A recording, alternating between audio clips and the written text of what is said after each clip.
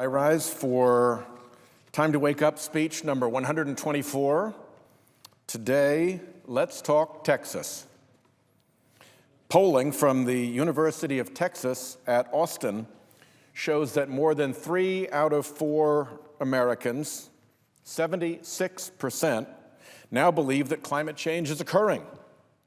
59% of Republicans say it's happening. While most poll respondents say they would support a presidential candidate who supports reducing coal as an energy source, the number goes up to 65% for voters under the age of 35. So we might expect Republican presidential hopefuls to acknowledge the problem and incorporate climate action into their campaign platforms. We might, but we would be wrong. Republican candidates for president have a key constituency: fossil fuel billionaire donors. So the candidates ignore the clear tide of public opinion. They mock the warnings of our scientific and national security experts. They dismiss climate disruptions in their own home states. And they dismiss the world-class climate research of their own home state universities and scientists. Even in Texas, when asked if global warming is real, the junior senator from Texas responds that, and I'll quote him, "The data and facts don't support it. Science should follow the facts." Okay, let's follow the data and facts. NOAA and NASA just announced that 2015 was the warmest year ever recorded on Earth. That's a fact. And it's not an anomaly. It's the continuation of a clear trend. 15 of the warmest 16 years ever recorded by humankind on this planet are the 15 years of this century. Texas A&M has a Department of Atmospheric Sciences.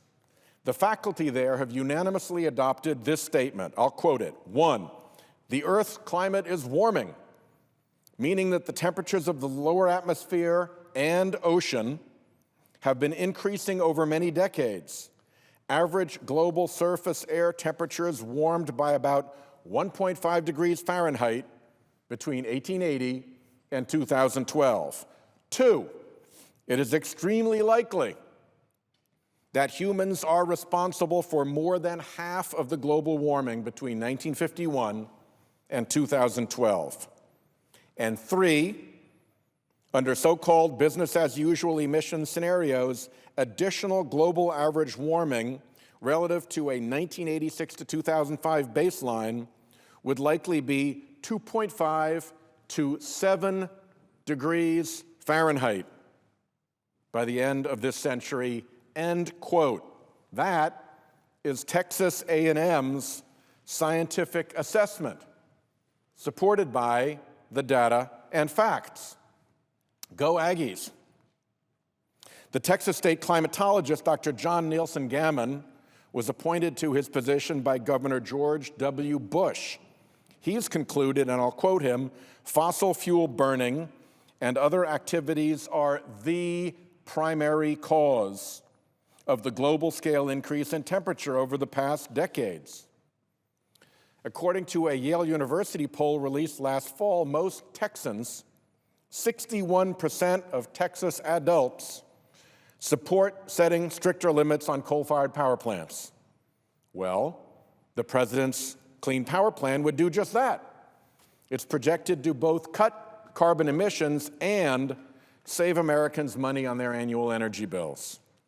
And yet, the junior senator from Texas rails against the plan, urging people to stand up against this administration's dangerous agenda of economic decline. Economic decline, if you're a big polluter maybe, used to polluting for free, But the Clean Power Plan will save the average American family nearly $85 on their annual energy bill by 2030. Not to mention preventing death and disease through reduced soot, smog, and other harmful pollutants. A 2014 study found that strong limits on carbon pollution, similar to those in the Clean Power Plan, would prevent 2,300 deaths in Texas between 2020 and 2030. Texas emits the highest amount of carbon pollution in the country, yet Texas is well positioned to meet its Clean Power Plan targets. An Environmental Defense Fund study based on data from Texas' primary electric grid operator shows that existing market trends alone will get Texas to 88% of its compliance with the plan as a result of increased wind power capacity, improved energy efficiency results, and switching from coal to natural gas. In fact, Texas's wind farms have become so good at generating power that some utilities are giving away energy. Here's an article from the New York Times on this unique situation in Texas, headlined, "A Texas Utility Offers a Nighttime Special, Free Electricity." I ask unanimous consent that this article be put at the end of my remarks in the record. Without objection. Scott Burns, the Senior Director for Innovation at Reliant Energy, the Texas utility with plans to incentivize night and weekend electricity use, says, "You can be green and make green." With Texas so strong in wind energy production and solar energy potential, Texas is actually in a position to use its clean energy resources to help other states comply with the Clean Power Plan. A win-win with even more Texas clean energy jobs. So, in Texas, there's an overwhelming consensus of scientists at their own state universities. There's a desire for action among the majority of Texans, and there's vast economic opportunity from Texas renewable energy. But the junior senator from Texas continues to rail against mainstream climate science. He claims that, and I'll quote him again, "According to the satellite data, there has been no significant global warming for the past 18 years. 18 years. What an interesting number to pick. 18 years. If you go back 18 years, you start in 1998. Why might the junior senator from Texas start his assessment of satellite data in 1998? Well, well, well. Look at this.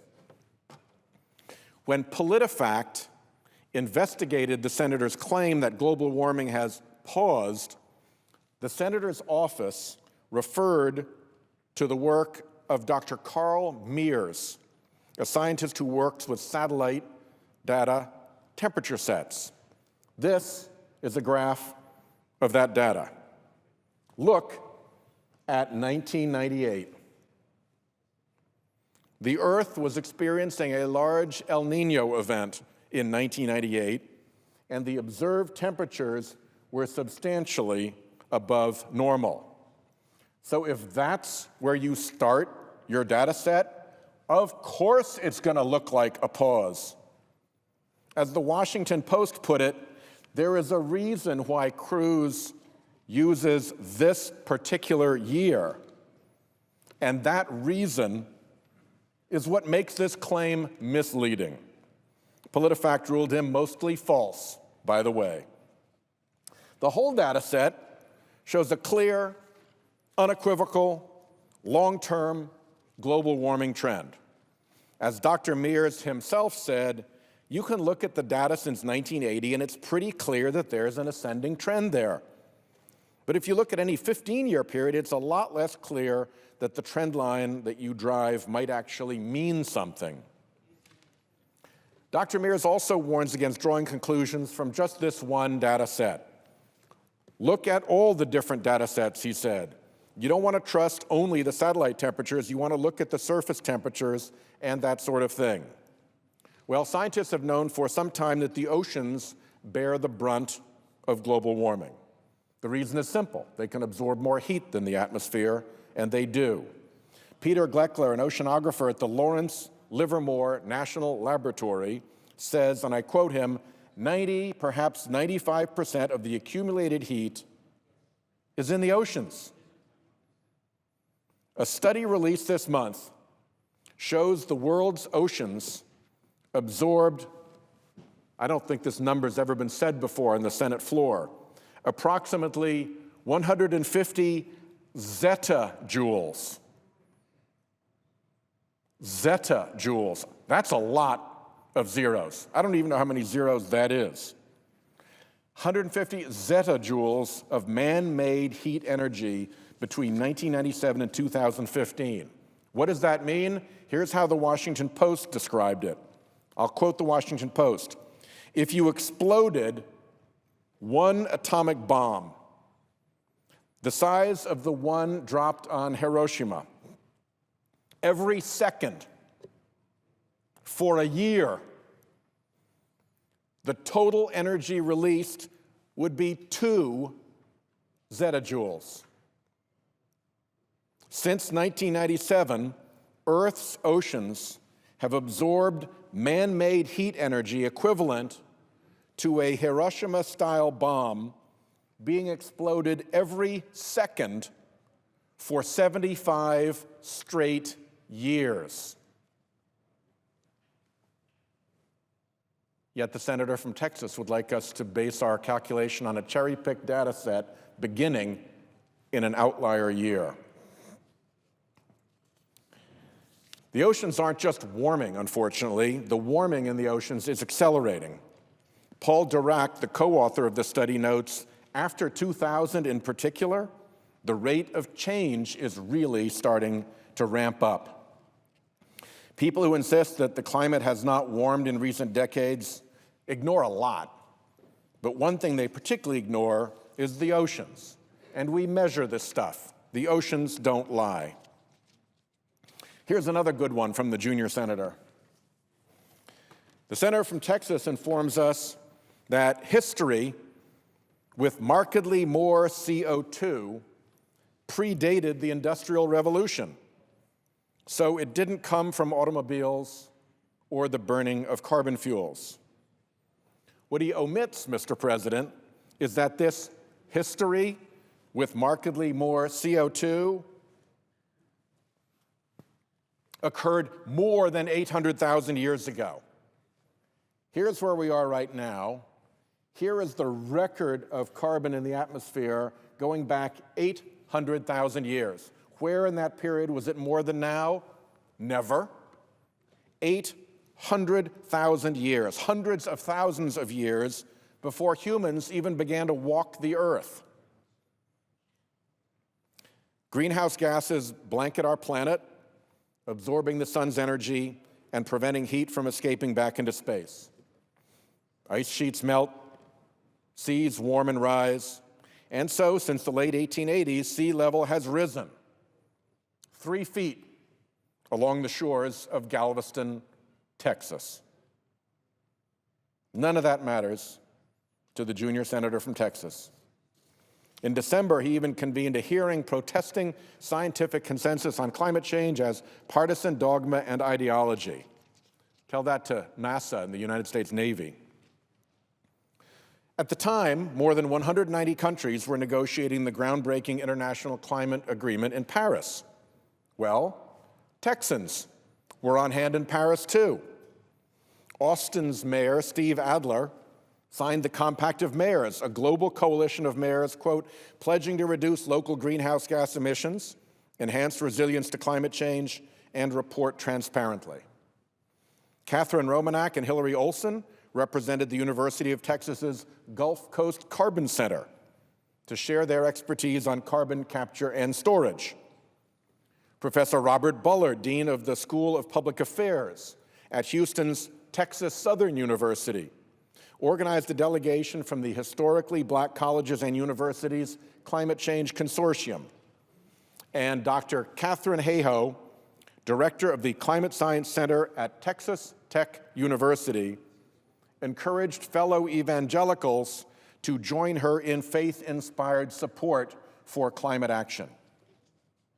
On that subject, let me read into the record the 2015 statement of the National Association of Evangelicals.